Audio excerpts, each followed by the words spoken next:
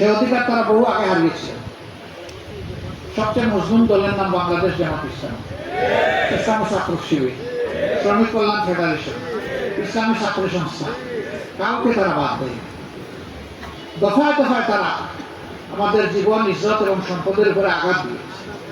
আমাদের মাথার তাজ পরপর 11 জন শীর্ষ দায়িত্বশীলকে বিচারিক হত্যাকাণ্ডের মাধ্যমে দুনিয়া থেকে বিদায় করেছে। এই অন্যায়ের প্রতিবাদ করতে গিয়ে আরো 500-র অধিক মানুষকে তারা খুন করেছে। আল্লাহ তাআলার দরবারে দোয়া করি আমাদের সম্মানিত দায়িত্বশীলবৃন্দ এবং সহকর্মীবৃন্দ যাদেরকে নির্মমভাবে হত্যা করা হয়েছে, আল্লাহ তাদেরকে মর্যাদাবান শহীদ হিসাবে কবুল করুন। আল্লাহ তার জান্নাতের সবুজ পাখি হিসাবে তাদেরকে ডানাগুলো সংযোজন করে দিন, তারা যেন উড়ে বেড়াবে। সম্মানিত ভাই বোন, অনেকগুলা শাহাদাতের কাহিনী আপনারা শুনেছেন। লক্ষ্মীপুরে জামাত ইসলামের নায়েবে আমির ছিলেন ডাক্তার ফয়জাল। রাত্রে 12:30টার সময় আমি খবর পেলাম যে একটু আগে তাকে হত্যা করা হয়েছে। ডুবন্ত মানুষটাকে উঠায় নিয়ে তার ছাদের উপর নেওয়া হয়েছে, সেখানে রাইফেলের বার দিয়ে পিটানো হয়েছে, মাথা গুঁড়া করা হয়েছে, তারপরে উপর থেকে নিচে ছুঁড়ে মেরেছে। নিচে পড়ে তার মগজ চতুর্দিকে ছিটকে পড়েছে, রক্তে ভেসে গেছে আঙ্গিনা, বাড়ির আঙ্গিনা। পরিবারের সদস্যরা করুণ এই দৃশ্য দেখছেন আর আল্লাহর দরবারে ফরিয়াদ করছে। আমি পেটে পেটে রাত্রে 3টার সময় ধরলাম। ওনার স্ত্রী তখন ওই অঞ্চলের দায়িত্ব ছিল, কুমিল্লা নোয়াখালী অঞ্চল। আল্লাহ তাআলা এই ধরনের মা এবং বোন আমাদেরকে দান করেছে, আল্লাহ শুকরিয়া। একজন মানুষ তার আল্লাহর উপর কতটা আস্থাশীল হবে, নির্ভরশীল হবে, ইতমিনানে কালব হবে। ফাঁসিতে যাওয়ার আগে বলতে পারেন, বাবা কোন পোশাক পরে যাব ফাঁসির মঞ্চে।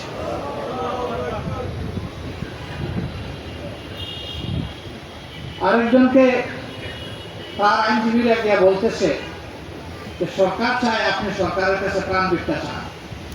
তিনি জবাব দিচ্ছেন, যার নিজের প্রাণী মালিক সে নয়, সে আমাকে কি প্রাণ ভিক্ষা দিবে? সকল প্রাণের মালিক যিনি, আল্লাহ যতদিন আমাকে পছন্দ করবেন তিনি যেন তার সন্তুষ্টি এবং হেদায়েতের উপরে আমার বাঁচায়। আর যখন পছন্দ করবেন তখন যেন আল্লাহ আমাকে নিয়ে যান। তবে আমার ছাওয়া আল্লাহ তাআলার কাছে শহীদি মওত। তো তোমরা যদি এখান থেকে আমাকে ছুটায় না, তাই তো শহীদি মওতের একটা চান্স আমি হাতছাড়া করে ফেলি। এখন যিনি সেই দ্বন্দ্ব নিয়ে জেলের মাঝে আছেন, তিনি আমাদের কাছে মেসেজ পাঠালেন যে আমাকে নিয়ে কানা আশা করবেন না, আল্লাহর যদি ফয়সালা হয়ে যায় তাই তাড়াতাড়ি আল্লাহর কাছে আমাকে যেতে দিন। এ কথা আজ থেকে 2.5 বছর আগে। আলহামদুলিল্লাহ আল্লাহ তাকে এখনো বাঁচিয়ে রেখেছে। আমার মন বলে আল্লাহ যখন বাঁচিয়ে রেখেছেন তার মাধ্যমে আল্লাহ কিছু দেখাবেন। আমরা সেটাই আল্লাহ তাআলার কাছে চাই। সম্মানিত ভাই বোনেরা, এদের ক্ষমতা লিপ্ত এত মারাত্মক। এই ক্ষমতায় আসার জন্য লবি বইটা দিয়ে মানুষ ফোন করেছে। এই অক্টোবর মাস প্রকাশ্য দিবলিতে ঘোষণা, এরা আত্মপরিচয় দিয়ে বলছে আমরা খুনি।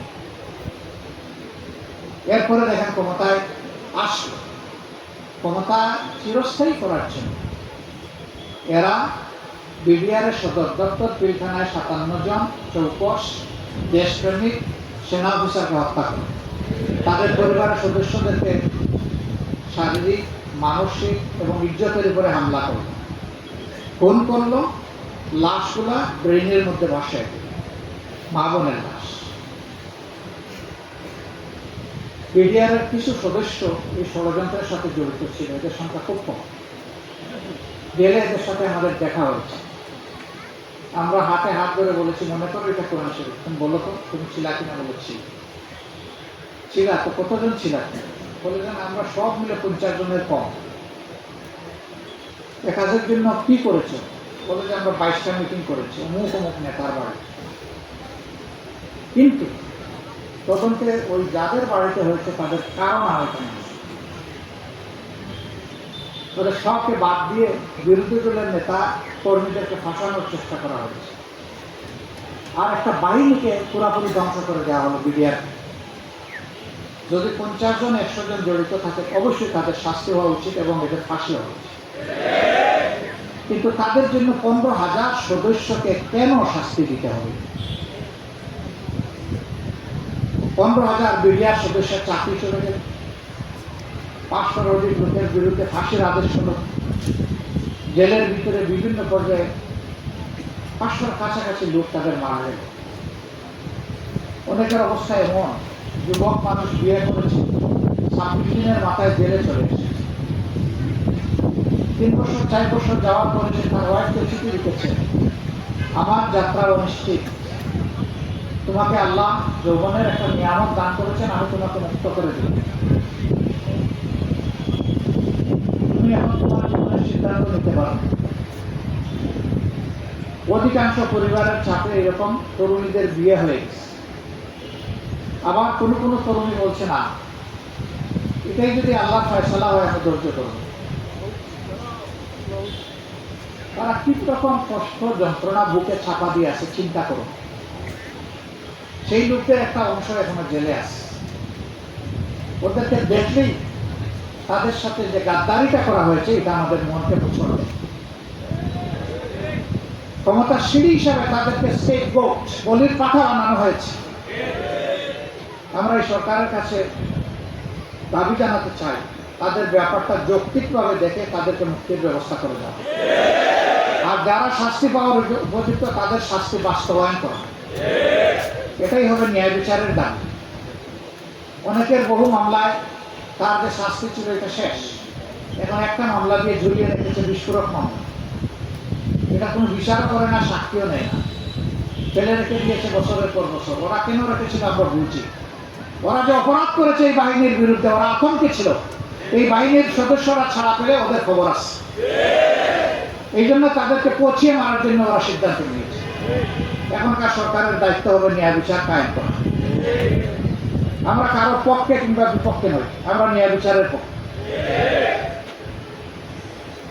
সম্মানিত ভাইয়েরা, এইভাবে হাজার আবর্জনায় বাংলাদেশ ভরে গেছে। বিচার বিভাগ শেষ, পুলিশ বিভাগ শেষ, সিভিল ব্যুরোক্রেসি শেষ, আমাদের সামাজিক স্ট্রাকচার শেষ, পারিবারিক ব্যবস্থাপনা শেষ, আমাদের শিক্ষা শেষ, সবগুলোকে ধ্বংস করা হয়েছে। এখন এই আবর্জনা পরিষ্কার করার জন্য বর্তমান সরকারের উপরে এসে দায়িত্বগুলো করেছে। তারা কোনো নির্বাচিত সরকার নয় এবং তারা চেয়ে এখানে আসেন। জাতীয় ঐক্যমতের ভিত্তিতে তাদের উপরে দায়িত্ব দেওয়া হয়েছে। দোষে গুণে মানুষ, আমারও দোষ আছে, তাদেরও কারো ব্যক্তিগত পর্যায়ে থাকতেই পারে, কিন্তু জাতির যে দায়িত্ব তাদের উপর পড়েছে, এ দায়িত্ব পালন একা তাদের দায়িত্ব নয়, এ দেশবাসীর সমস্ত দেশবাসীর দায়িত্ব। তাদের ন্যায়সঙ্গত সকল কাজে সমর্থন এবং সাহস যোগানো, তাদেরকে সাহায্য করা আমাদের দায়িত্ব। কিন্তু তারা যদি জাতীয় আকাঙ্ক্ষার বিরুদ্ধে গিয়ে কিছু করেন, তাহলে তাদেরকে আমরা ধরিয়ে দিব, সংশোধন করব। যদি সংশোধন না করেন আমরা প্রতিবাদ করব, প্রতিবাদ না মানেন আমরা প্রতিরোধ করব। কিন্তু এই সব কিছুর আগে তাদেরকে সাহায্য করা আমাদের দায়িত্ব। আমরা আশা করি যে সাহায্যের পরিবেশই তারা নিশ্চিত করবেন, অন্য কোনো কিছুর প্রয়োজন হবে না ইনশাআল্লাহ। সম্মানিত ভাই বোনেরা, জামাতে ইসলামী কি চায়? জামাতে ইসলামী চায় যিনি সমস্ত মাখলুকের খালিক, তিনি তার মাখলুকের ব্যাপারে সবচেয়ে প্রেমময়, দরদি, তিনি রব, সবাইকে তিনি সব ধরনের প্রয়োজন পূরণের একমাত্র মালিক। তার খাজানা থেকেই সবার জন্য যাবতীয় রূপে এই অক্সিজেন আর আলো থেকে শুরু করে এভরিথিং আসে আল্লাহ তাআলার পক্ষ। সেই মাবুদ মেহেরবানি করে শুধু মানব জাতি নয়, বিশ্বের শৃঙ্খলা বিধানের জন্য তিনি দায়িত্ব দিয়েছেন মানব জাতি। আর সেই মানব জাতি কোন বিধানে এই শৃঙ্খলাটা বিধান করবে, সেই বিধানটা আল্লাহ যুগে যুগে নবী পয়গম্বরদেরকে দান করেছে। যেহেতু অতীত নবীদের সেই কিতাবগুলো অবিকল নেই, এই জন্য আল্লাহ তাআলা শেষ কিতাব এবং শেষ নবী দিয়ে এইটাকে পরিসমাপ্তি করেছে। আল-ইয়াওমা আকমালতু লাকুম দীনাকুম ওয়া আতমামতু আলাইকুম নি'মাতি ওয়া রাদিতু লাকুমুল ইসলাম দীনা। সূরা আল-আনামের 3য় আয়াতের অংশ। আল্লাহ তাআলা এর মাধ্যমে বলছেন যে আজকে আমি পরিপূর্ণ করলাম, সিলিং করে দিলাম, এটাই হক, এর বাইরে কোনো হক নেই। তোমরা যা কল্যাণ চাও এখানে, এর বাইরে কোনো কল্যাণ নাই। সেই বিধান আমাদের বিধান, সেই আদর্শ আমাদের আদর্শ। আসমানের নিচে জমিনের উপরে এর চাইতে আর কোনো উত্তম আদর্শ নেই, কাছাকাছি কোনো আদর্শ নেই। সেই আদর্শের আমরা ধারক বাহক, নিজেদেরকে আমরা পরিচয় দিচ্ছি। আমি সেই ধারক বাহক হওয়ার জন্য আমার যে প্রস্তুতি, সেটা আমাকে নিতে হবে। তবে আমি ব্যক্তিগতভাবে বিশ্বাস করি যে আমার সহকর্মীদের সকলের ইলম এবং আমলি মান আমার চেয়ে ভালো, এটা আমার বিশ্বাস। কারণ আমি আমার দুর্বলতা, আমার আল্লাহর সাথে আমার বেষ্টন আপনাদের সবার চেয়ে আমি বেশি জানি, আমার ব্যাপার। আর আমার আল্লাহ তার চেয়ে বেশি জানি। সুতরাং আমি সেই আল্লাহকে ভয় করি যে আমার যে কোনো একটা অপরাধকে আল্লাহ ধরে যদি আমাকে মোচড় দিয়ে পাউডার বানাতে চান, আমাকে রক্ষা করার কেউ থাকবে না।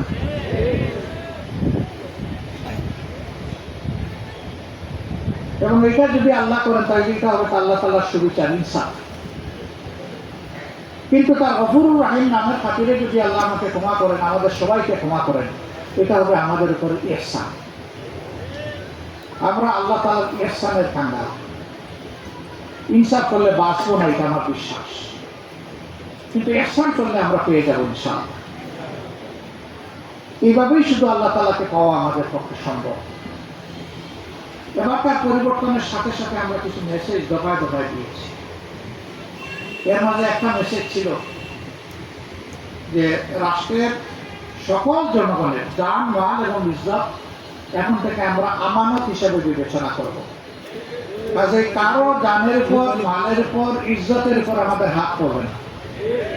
বরঞ্চ কেউ হাত যদি আমার সামনে দিকে আসে, আমি তার হাত ফিরাই দেব, যে না, হাত দিতে পারবা না।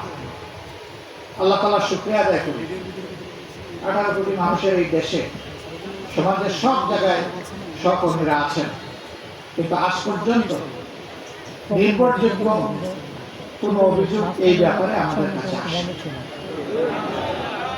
আমি যেখানে যাই, প্রশাসনের লোকদের সাথে দেখা হলে আমি জিজ্ঞেস করি, আমাদের লোকদেরকে বের করে দিয়েই জিজ্ঞেস করি, বলুন তো একেবারে খোলা মনে বলুন, আমাদের লোকদের বিরুদ্ধে কোনো বেষ্টনের অভিযোগ কোন জায়গায় আছে বলেছি না, আপনাদের ব্যাপারে এখনো আমাদের কাছে কোনো অভিযোগ নেই। তাহলে ঠিক আছে, অভিযোগ নাই। যদি অভিযোগ আসে, আপনি নিয়ে বসবেন, কথা বলবেন, ইনশাআল্লাহ যদি ভুল হয় তারা সংশোধন করবেন। আর আপনারা যদি দেখেন যে তারা সংশোধন হচ্ছেন না, আমাদেরকে জানাবেন। আমরা তাদেরকে ডেকে নিয়ে বুঝাই, অথবা এখানে এসে বুঝাই, অথবা অন্য কোনো ব্যবস্থা নেই, সে দায়িত্ব আমাদেরকে শরীক করবেন। আলহামদুলিল্লাহ, এটা আমাদের কৃতিত্ব নয়, আমরা যে আল্লাহর উপর তাওয়াক্কুল করি সেই মাবুদের কৃতিত্ব। যে এত কলুষতার জোয়ারের মধ্যে আমাদের কর্মীদেরকে আল্লাহ ধৈর্য ধরা এবং দায়িত্বশীল আচরণ করার তৌফিক দান করেছেন, আলহামদুলিল্লাহ। সম্মানিত ভাই বোনেরা, এরপরে আমরা মেসেজ দিয়েছিলাম যে এই দেশে বিভিন্ন ধর্মের লোক বসবাস করেন, কে সংখ্যায় বেশি আর কে কম এটা আমাদের বিবেচ্য বিষয় না। কোন ধর্মের একজন মানুষের যদি এই দেশে বসবাস করে, তার অধিকার আছে আমার মতো রাষ্ট্রীয় সকল নাগরিক অধিকার ভোগ করা। সুতরাং তাকে দায়িত্বশীলতার জায়গা থেকে সহযোগিতা করতে হবে। আলহামদুলিল্লাহ, আমরা বিভিন্ন ধর্মের নেতৃবৃন্দের সাথে বসেছি, সারা বাংলাদেশেই বসা হচ্ছে, হয়তো এখানেও বসা হয়েছে। দে ফিল কমফর্ট, আমাদের সাথে বসতে তারা স্বস্তি বোধ করেন। একটা কথা তারা আমাদেরকে দায়ী করেন, যে এই বসাটা যদি আরো বহু আগে হতো তাহলে আমরা এবং সমাজ উপকৃত হতো। এটার জন্য আমরা লজ্জিত, আমরা হয়তো সেইভাবে আগে বসতে পারিনি, এটা আমাদের দোষ, আমরা সেটা। কিন্তু এটাও ঠিক যে আমাদেরকে তো কখনো বসতে দেওয়া হয়, আমাদের সদিচ্ছাটা যে জাগবে সেই পরিবেশটাও তো খুঁজে পাই। এবার দেশ এবং জাতিকে সব ষড়যন্ত্রের কবল থেকে আল্লাহ রক্ষা করবেন, কিন্তু আমাদের নাগরিক দায়িত্বের অনুভূতির জায়গা থেকে এই বিষয়টা আল্লাহ আমাদের অন্তরে জাগিয়ে দিয়েছিলেন।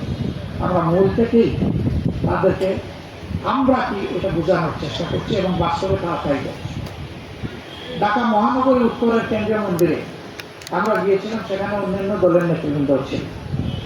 তারা আমাদের যাওয়া উপলক্ষে সেখানে একটা খোলা সমাবেশের আয়োজন করেছে। সেই আলোচনায় নেতৃবৃন্দ তারা বক্তব্য রাখতে গিয়ে একটা কথা বললেন যেটা ইতিহাসে রেকর্ড হয়ে থাকে। তারা বললেন যে ৫৩ বছরে এই স্বাধীন বাংলাদেশে একটা মাত্র দল যারা আমাদের সম্প্রদায়ের ১ ইঞ্চি জমি অন্যায়ভাবে দখল করে না, আমাদের কোনো সম্পদ লুণ্ঠন করে নাই, আমাদের মা বোনদের ইজ্জত তারা হরণ করে নেয়। আজকে নির্দ্বিধায় বলছে এই দলটির নাম জামাত ইসলাম।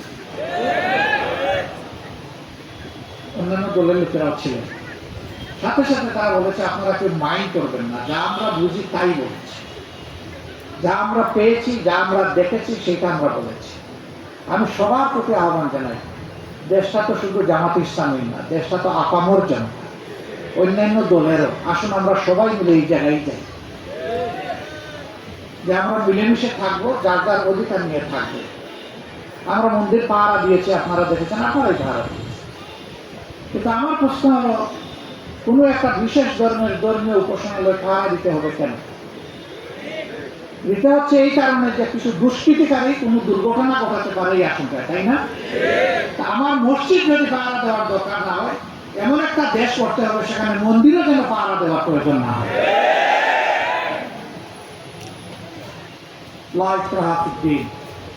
ইসলাম তার উপর চাপিয়ে দেওয়ার বিষয় না, বরঞ্চ ইসলাম স্বস্তির সাথে সবাইকে নিয়ে চলার বিষয়। আমরা সেটাই চাই, বাংলাদেশে ইনশাল্লাহ এটা হবে। আমরা এই ব্যাপারে খুবই আশাবাদী।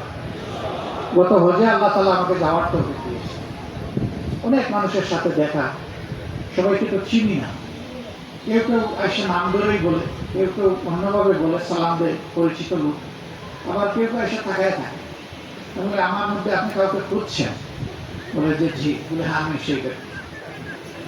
তখন সালাম দেয়, হাত মেলায়, সবাই চিনা অচেনা সবাই জিজ্ঞেস করে এই জুলুমতন্ত্র থেকে আমাদের কি বাঁচার কোনো পথ আছে? আমি বলতাম কেন নয় ভাই। তো কিভাবে? বলে এই যে জায়গায় আসছেন চোখের ২-৪ ফোঁটা পানি দিয়ে আল্লাহকে বলে নিয়েছে, এটা দোয়া কবুলের বিশেষ না। এখানে বলে ইনশাল্লাহ এই পানি দিতে যাবে না। তো বুঝলাম, তো বললাম, বলতেছি তো, খবর পাচ্ছি না। আমি যে আপনার ক্যালেন্ডার আর মাহবুদের ক্যালেন্ডার এক না, আপনার ৫০,০০০ বছর আর আল্লাহ তাআলার একদিন। আল্লাহ তাআলা তার ক্যালেন্ডারে চলেন, আমরাও তার ক্যালেন্ডারে চলতে বাধ্য। সুতরাং আমাদেরকে সবর করতে হবে। কারে দিয়ে হবে? আমাদের যুব সমাজকে দিয়ে হবে। সব সমাজে তো যুব সমাজই পরিবর্তন করেছে, তাদের দিয়ে হবে। তো মানুষ হাসে কিন্তু বলে এই মোবাইল মার্কা যুব সমাজকে দিয়ে, যারা মোবাইলে পড়ে থাকে সারাদিন, টিকটক নিয়ে পড়ে থাকে, ফেসবুক নিয়ে পড়ে থাকে, ইউটিউব নিয়ে পড়ে থাকে, আপনি তাদের কথা বলছেন? বলে হ্যাঁ আমি তাদের কথা বলছি। বলে কিভাবে সম্ভব? বলে কুন ফায়াকুনের মালিকের জন্য সব। তখন এটা জানতাম না যে এই মোবাইল জেনারেশনই এই দেশে আলহামদুলিল্লাহ পিলারের মধ্যে লিখে রেখেছে রক্ত গরম মাথা ঠান্ডা।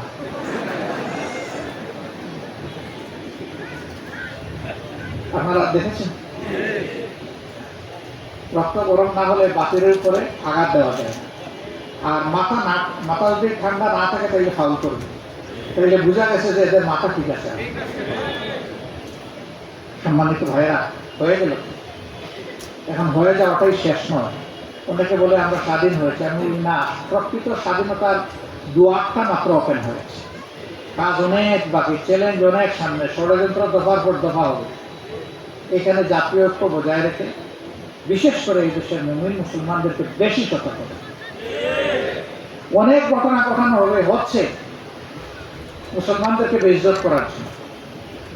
বিদেশে প্রচারণা শুরু হয়ে গেছে বাংলাদেশে মৌলবাদের উত্থান। এই মৌলবাদ কোনটা? হেলমেট মুগর মৌলবাদ নাকি রাস্তায় নিরাপদে হাঁটা মৌলবাদ? যারা হেলমেট নিয়ে নামলো, মুগর নিয়ে মানুষ খুন করলো, গুলি চালালো, এই সমস্ত সন্ত্রাসীদেরকে আপনি দেখেন না? মানুষ নিরীহভাবে, সর্বভাবে, ভদ্রভাবে তার ইজ্জত নিয়ে, ইমান নিয়ে, আমল আখলাক নিয়ে বাঁচতে চায়, এটার নাম মৌলবাদ। এটা যদি মৌলবাদ হয় ১০০ বার মৌলবাদ, সমস্যা নেই। এটাই তো চায় দেশের জন্য। সভ্য দেশের নাগরিক হিসাবে মর্যাদার সাথে বাস করছে। আমরা সেই দেশটাই চাচ্ছি। এই দেশ গড়ে দিবে কে? বলেছিলাম পরিবর্তন করবে যুব সমাজ, কিন্তু গড়বে কে? তারাই পারবে শুধু? এখানে আমাদের সকলের অংশগ্রহণ লাগবে। এই গড়ে দেওয়ার জায়গায় আলহামদুলিল্লাহ, এই যে একটু আগে বললাম না যে আমরা এই অনেক কাজ থেকে আল্লাহ আমাদেরকে এই পরিবর্তনের পরে হেফাজত রেখেছেন। আমাদের কম্পারিজন সমাজের মানুষের সাথে নয়, তারা আমাদের পাথেও নন, তারা আমাদের আদর্শ নন, যে তাদের চেয়ে আমরা ভালো, এই আত্মতৃপ্তিতে ভোগার কোনো সুযোগ নেই। সাহাবায়ে কেরামের যে সমাজ ছিল, ওই সমাজ আমাদের কাছে আদর্শ সমাজ। আমরা সেই সমাজের নাগরিক হওয়া হচ্ছে আমাদের টার্গেট। সুতরাং আমাদের কম্পারিজন বর্তমানে বিদ্যমান যারা, তাদের সাথে নয়।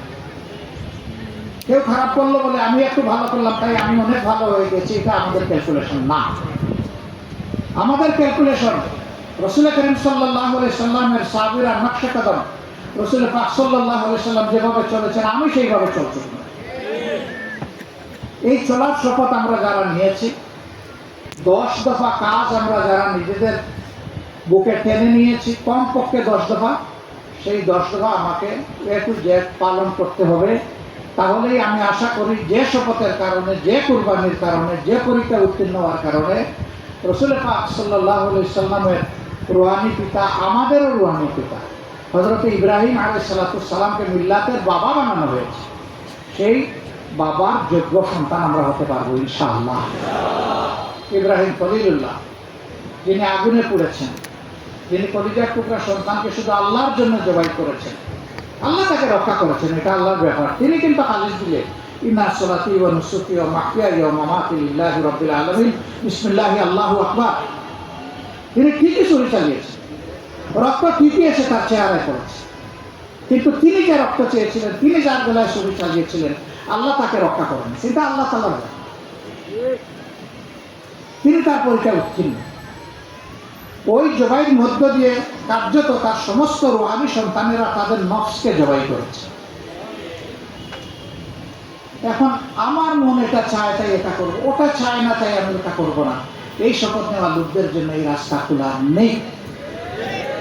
আমার আল্লাহ যা চান তা আমি করবো, আমার আল্লাহ যা অপছন্দ করেন তা আমি করবো। এখানে আমার নফসের কোনো জায়গা নেই। তো নফস ছেড়ে দিবে, শয়তান আপনাকে গুড বাই জানাবে, খোদা হাফেজ বলবে, কত আরো শক্ত করে লাগবে আপনার সাথে, আপনাকে বিভ্রান্ত করার জন্য, ক্ষতিগ্রস্ত করার জন্য। অনবরত আল্লাহ তাআলার দরবারে এই শয়তান থেকে তাওজুব, আমাদেরকে ক্ষমা চাইতে হবে, আত্মরক্ষা চাইতে হবে, আল্লাহ সাহায্য চাইতে, নিজেকে সতর্ক রাখতে হবে এবং একজন সতর্ক মুমিন হিসাবে পথ চলতে হবে। তার জন্য 4টা জিনিস। নাম্বার 1 হচ্ছে যে কাজটাই করবো সহিহ নিয়তে, ইখলাসের সাথে। এই জায়গায় কোনো বেশকম হইলে বাকি 3 ধাপ নাই, নষ্ট। দ্বিতীয় ধাপটি হচ্ছে উইজডম, জ্ঞান, প্রজ্ঞা। এর ভান্ডার হচ্ছে কিতাবুল্লাহ এবং সুন্নতে রাসূলুল্লাহ সাল্লাল্লাহু আলাইহি ওয়াসাল্লাম। এই দুইটাকে ঠিক রেখে দুনিয়ার যাবতীয় হিকমার জ্ঞান, কোনো সমস্যা নেই, কিন্তু এই দুইটাকে বাদ দিয়ে নয়। ইকরা বিসমি রাব্বিকাল্লাযী খালাক, ওইটা জায়গায় ঠিক রেখে বাকি সব জ্ঞান আহরণ করব, যার পক্ষে যতটুকু সম্ভব। যেই জাতি প্রকৃত শিক্ষায় যত আগায় যায়, সেই জাতি আল্লাহর কাছে তত তাড়াতাড়ি পৌঁছে যায়, সেই জাতি দুনিয়ার মর্যাদার আসনে তাড়াতাড়ি বসে। অতএব কোরআন হাদিসকে আমরা রিপোর্টের কলাম পূরণ করার জন্য রাখবো না, প্রকৃত অর্থে আমাদের রবকে খোঁজার জন্য। আমার রব কত সুন্দর এটা জানার, আমার রব কত ভালো, কত মহান, আমার রবের রুবুবিয়ত কত বিশাল, আমার রবের উপর আমার কত বিশাল মেহেরবানি আছে, এগুলো বোঝার জন্যে আমরা কোরআন অধ্যয়ন। একই সাথে প্রিয় রব যে তামাম আলমের জন্যে এত মেহেরবানি করলেন, আমি যেন তার সমস্ত নিয়ামত বুঝে শুনে অন্তরের সমস্ত আবেগ দিয়ে আমি যেন শুকরিয়া আদায় করতে পারি, এই উদ্দেশ্যে আমরা কোরআন এবং হাদিস পড়ব। 3 নম্বর, কোনো মহান কাজ করতে হলে কোনো বীর ও কাপুরুষকে দিয়ে হবে না, এবং বিশেষ করে ইসলামের মহান কাজ কোনো বীরুর কাজ নয়। এই কাজের জন্য অবশ্যই সৎসাহসী হতে হবে। অন্য কথায় দুঃসাহসী হতে হবে। সাহসীরাই কেবল পারে কঠিন কোনো জিনিসকে জয় করতে। মিনমিন করা কাপুরুষ এটা পারবে না। আর যার অন্তরে আল্লাহ ছাড়া কারো ভয় আছে সে সুস্পষ্টভাবে শিরকের মধ্যে লিপ্ত আছে। আল্লাহ চান না যে কোনো মাখলুক, বিশেষ করে কোনো ইমানদার বান্দা আল্লাহ ছাড়া অন্য কাউকে ভয় করুক, এটা আল্লাহ চান না। আল্লাহর পরিষ্কার কথা, ইত্তাকুল্লাহ হাক্কা তুকাতিহ, আল্লাহকে তোমরা ভয় করো, তার পূর্ণ হক আদায় করো। পূর্ণ হক আদায় করার মানে হচ্ছে সমস্ত হৃদয় আর মগজ জুড়ে একমাত্র আল্লাহর ভয় থাকবে, সেখানে সুই পরিমাণ অন্য কারো ভয়ের কোনো জায়গা থাকবে না। এটি হচ্ছে হক আদায় করে আল্লাহকে ভয় করা। এখন প্রশ্ন করি যে পরীক্ষার দিনগুলোতে আমার চাকরি, আমার সংসার, আমার আয় রোজগার, আমার শরীর স্বাস্থ্য, আমার জীবন আমাকে পিছনে গামছা ধরে টেনেছিল কিনা? যদি এরকম কারো ভয় থাকে, বিগলিত চিত্তে আল্লাহর দরবারে তওবা করা উচিত। তওবা কবুল হওয়ার জন্য যে সমস্ত হাদিয়া আল্লাহর দরবারে পেশ করা দরকার তা করা উচিত, সাদাকা করা উচিত, কঠিন শপথ নেওয়া উচিত যে আল্লাহ, শয়তান আমাকে সামান্য সময়ের জন্য হলে হারিয়ে দিয়েছিল, তুমি আমাকে মেহেরবানি করে শয়তানের বিরুদ্ধে আমাকে বিজয় দান করো। আল্লাহ সাহায্য কামনা করেন, কাতর কণ্ঠে করেন, আল্লাহ সাহায্যের জন্য প্রস্তুত। উদউনি আস্তাজিব লাকুম, শুধু দেখে দেখো না আমাকে, তোমাদের জবাব দিতে আমার সময় লাগবে না। আল্লাহু আকবার। আল্লাহ তো প্রস্তুত আমাদের ডাকের জবাব দেওয়ার জন্য, কিন্তু ডাকটা ডাকের মতো হতে হবে, মতলবী কোনো ডাক চলবে না। ডাক হতে হবে নিঃস্বার্থ আল্লাহর জন্য। তাহলে সৎসাহস আমার লাগবে আল্লাহর প্রতি চলতে গেলে। শেষ জিনিসটা হচ্ছে, আমার প্রথম তিনটা আছে কিন্তু আমি অলস, আমাকে দিয়ে কাজ করে, আমাকে অবশ্যই ইফোর্টিভ হতে হবে, আমাকে আমলে কর্মে অত্যন্ত স্মার্ট হতে হবে। এখন স্মার্ট বললে বোঝায় টুংটাং কিছু ইংলিশ আর ফিনফিনা কিছু ড্রেস, এর নাম বুঝে স্মার্ট। আসলে সে স্মার্ট নয়। যে কাজে কর্মে স্মার্ট, যে তার কাজটা সর্বোত্তম পন্থায় উঠে আনতে পারে, সেই স্মার্ট। ওই স্মার্টনেস আমাদের লাগবে, ওইটা ছাড়া আমাদের চলবে না। আমরা অফিসে স্মার্ট, নামাজে স্মার্ট, ইবাদতে স্মার্ট, আমি আমার সওমে স্মার্ট, আমি আমার সাদাকায় স্মার্ট, আমার হজে স্মার্ট, সব জায়গায় আমার স্মার্টনেস লাগে। অন্য কথায় আমরা যদি বলি তাহলে আল্লাহর পছন্দের আমল আমাকে করা লাগে, এটাই স্মার্টনেস। এর বাইরে কোনো স্মার্টনেস নাই। ওগুলা বৃথা, ওগুলা অভিনয়, ওগুলা দুঃখাবাজি, ওগুলা প্রতারণা, ওগুলা নিজের নফসিয়াতকে মেলে ধরার কাজ। এই জায়গাগুলো থেকে আমাদেরকে দূরে থাকতে হবে। আর আল্লাহ যে স্মার্টনেস দাবি করেন সেই স্মার্ট আমাদের। হযরত ওমর ইবনে খাত্তাব রাদিয়াল্লাহু তাআলা, তিনি কি কোনো পিএইচডি হোল্ডার ছিলেন না, মক্কার খুব জ্ঞানী কোনো ব্যক্তি ছিলেন, বিজ্ঞান ব্যক্তি ছিলেন, কিন্তু সাধারণ একজন মানুষ ছিলেন। তার একটা গুণ ছিল, তিনি দুঃসাহসী ছিলেন। তিনি আল্লাহ রাসূলকে খুন করার জন্য বের হয়েছিলেন, আর আল্লাহ তাআলা তার কপালে হেদায়েতের জন্য ওই রাস্তাকে কবুল করেন। সকালবেলার খুনি, দুপুরবেলা তিনি হয়ে গেলেন সবচেয়ে বড় আল্লাহর আবেদ। আলহামদুলিল্লাহ। এই লোকটা এত পরিবর্তন হয়ে গেলেন যে শেষ পর্যন্ত, এখন পর্যন্ত আল্লাহ রাসূল সাল্লাল্লাহু আলাইহি সাল্লামের পরে শাসন ক্ষমতার দিক থেকে দুনিয়ার সকল রাষ্ট্রবিজ্ঞান যাকে সর্বপ্রথম কনসিডারেশনে নেয় তার নাম হচ্ছে উমর ইবনে খাত্তাব রাদিয়াল্লাহু তাআলা। এটা কাফেররাও স্বীকার করতে পারে, সবাই এটা, সমস্ত দার্শনিকরা এটা স্বীকার। কিসের বলে? আল্লাহ কোরআন এবং রাসূল করিম সাল্লাল্লাহু আলাইহি সাল্লামের সুন্নাত। তার মধ্যে কোনো নেফাক ছিল না। তিনি খোলা অন্তরের মুখলেস ছিলেন। আল্লাহ তাকে জ্ঞানের যে ঘাটতি ছিল এটা পূরণ করে দিলেন। এমন পূরণ করলেন যে রাসূল করিম সাল্লাল্লাহু আলাইহি সাল্লাম বললেন, আমার পরে কেউ নবী হলে তিনি হতেন ওমর। আল্লাহু আকবার। আল্লাহর একমাত্র বান্দা, তার কিছু চিন্তা, কিছু পরামর্শ আল্লাহর এত পছন্দ হলো, আল্লাহ তাআলা এটাকে কালামে হাকিমের অন্তর্ভুক্ত করে দিলেন, কোরআন শরীফের পাঠ বানালেন। সুবহানাল্লাহ। আল্লাহ তাকে জ্ঞানের এবং তাফাক্কুর দান করেছে, গভীরতা দান করেছে। সেই কোরআনকে আমরা যদি মনিমুক্ত আহরণ না করতে পারি আমরা দুর্বল। আর কোরআনও পাইলাম কিন্তু আমল করলাম না, আরো বড় দুর্বল। আল্লাহ তাআলার হুঁশিয়ারি হচ্ছে, ইয়া আইয়ুহাল্লাযীনা আমানু লিমা তাকুলুনা মা লা তাফআলুন। তোমরা যারা ঈমান এনেছো বলে মনে করো বা দাবি করো, এমন এমন সুন্দর সুন্দর কথা কেন বলো, যে আমলটা নিজে করো না। কাবুরা মাকতান ইনদাল্লাহ। কথা সত্যি হলে, সুন্দর হলেও তুমি যদি নিজে আমল না করো, তাহলে তোমার এই কথাকে আল্লাহ ঘৃণা করেন, তোমার এই কথায় আল্লাহ রাগ হয়, গুসা হয়, তুমি ক্রোধান্বিত হয়। আনতা কলু মা লা তাফআলুন, বলবে কিন্তু নিজেই করবে না। আমাদের কারো অবস্থাটা যেন এমন না। আমাদের আউয়াল পরিচয় হচ্ছে আমার দাঁড়িয়ে, কিন্তু এত সব বড় বড় আমিরদের কি সময় আছে মানুষকে, সাধারণ মানুষকে দাওয়াত দেওয়া? ওনারা মাস শেষে খাজনা ঠিক মতো আদায় করবেন আর হিসাব মিলাবেন, তাই না? মাঠের কর্মীরা কিরকম দাওয়াত দিল, কতজনের কাছে পৌঁছলো, কতজনের মৌখিক স্বীকৃতি পেল, কতজনের ফর্ম ফিল আপ করালো, কতটা বই বিলি হলো, কতটা সমর্থক ফর্ম পূরণ হলো, বা কতটা লিফলেট বিতরণ হলো, কতটা সাধারণ সভা হলো, এগুলার হিসাব নেবে।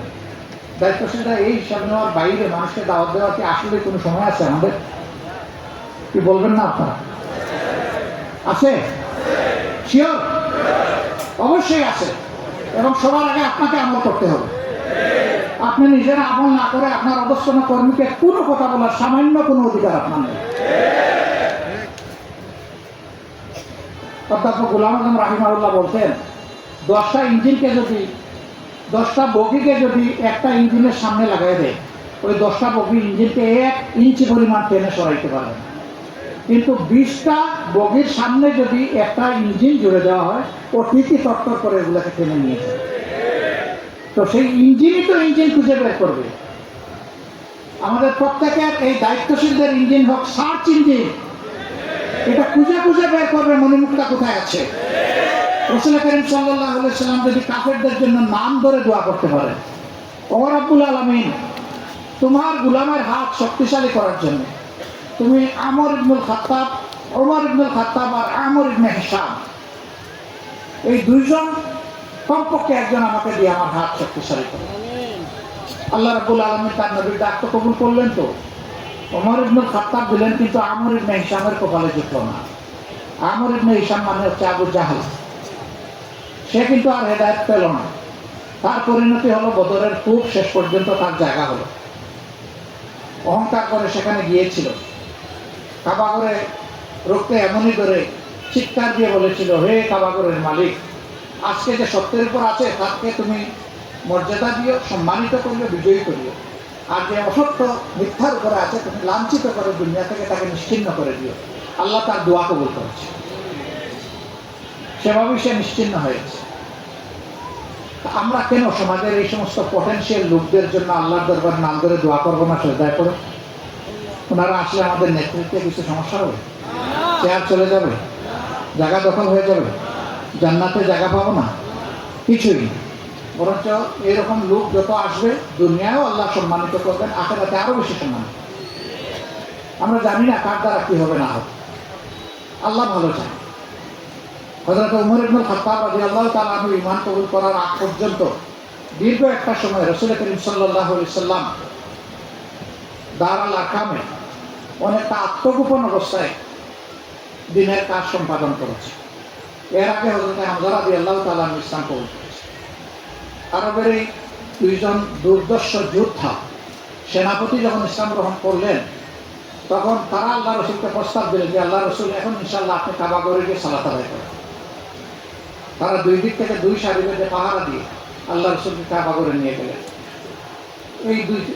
এই দুইজন আসার আগে তো এই কাজটা হয়নি। তাইলে সমাজের এই লোকগুলো আমাদের লাগবে না?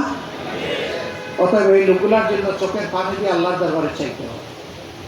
তারা আমাদের আশেপাশে আছেন, দূরের কেউ নয়। মন আমাদের উদার করতে হবে, বড় করতে হবে। আমাদের মন হবে মানবতার বিছানা। কিন্তু এমন এক ছুটছুটে জাতি আমরা গড়ে তুলেছি, আমার পছন্দের কারো ছায়ায় আমার পা পড়লে ওটা উজুতে আমার পাক পবিত্রতা আসবে না, গোসল করা না। ওই রাস্তায় গেছে, আপনি এই রাস্তায় গেলেন কেন? এরকম একটা জাতি আজও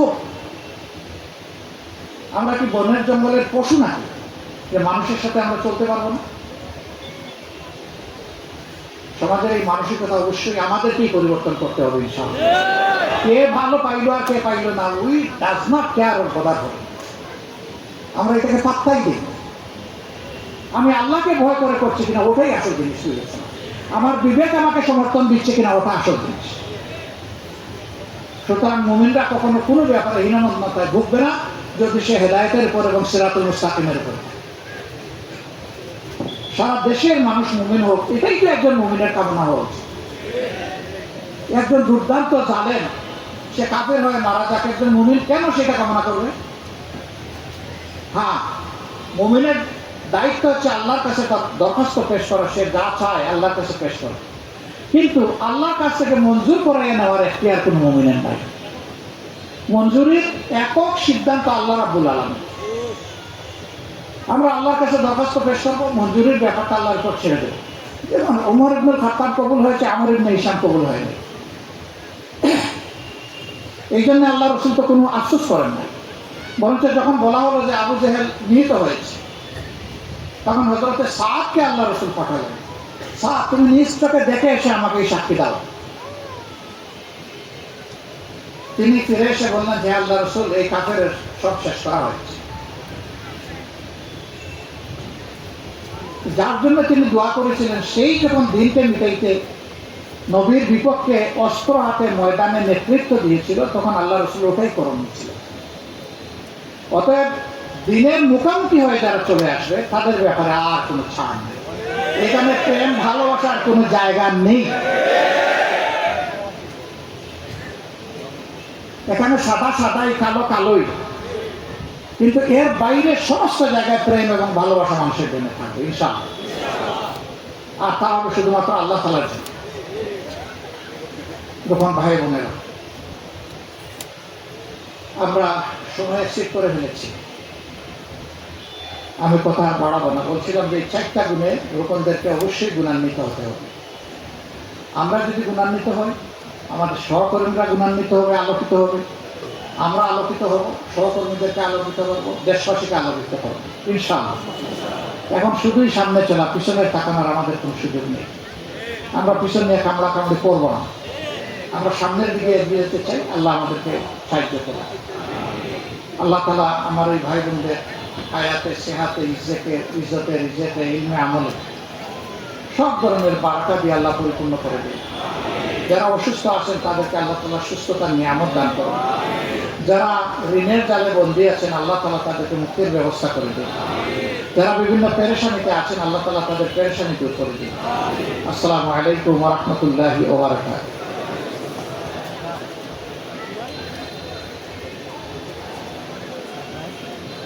আলহামদুলিল্লাহ, আমাদের রোকন ভাই বোনদের উদ্দেশ্যে যে নসিহত পেশ করলেন মুহতারাম আমিরে